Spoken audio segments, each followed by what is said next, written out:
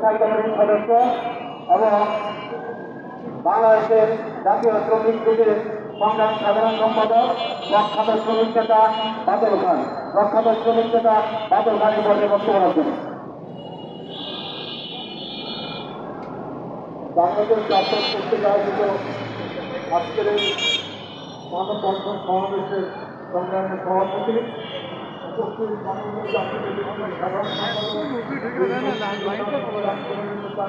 সাবেক সংসদ সদস্য নাজমুল্লাহ কুরআন ওয়ান কংগ্রেসের ইসলামের নেতৃত্ব সমাজসমাজের নেতৃত্ব শ্রমিকের নেতৃত্ব সহ সকলকে জানাই সম্মান শুভেচ্ছা আপনাদের মধ্যে আমি বলতে চাই বাংলাদেশে 18 কোটি মানুষের মধ্যে 7 কোটি 34 লক্ষ কর্মচারী শিক্ষাজীবী বেকার 7 কোটি 34 লক্ষ।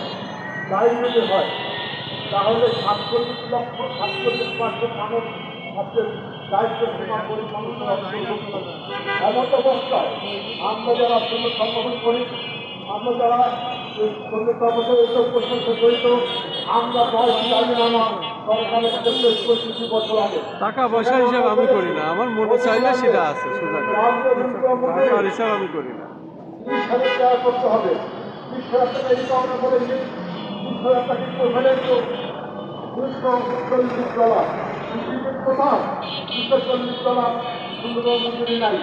এমন অবস্থায় আমরা অবিলম্বে এই সরকারের কাছে আহ্বান জানিয়েছি, আগে সরকারের কাছেও আহ্বান জানিয়েছিলাম করতে হবে।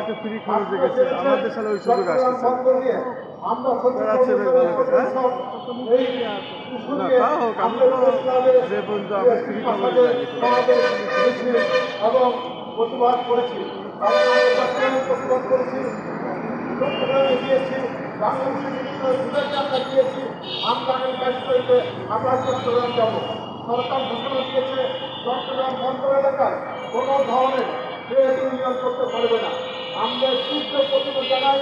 আমরা 22 তারিখে আগামী 22 নভেম্বর আমরা চট্টগ্রাম যাব প্রতিবাদ করতে। আমার আগের বক্তব্য ভাই বলেছেন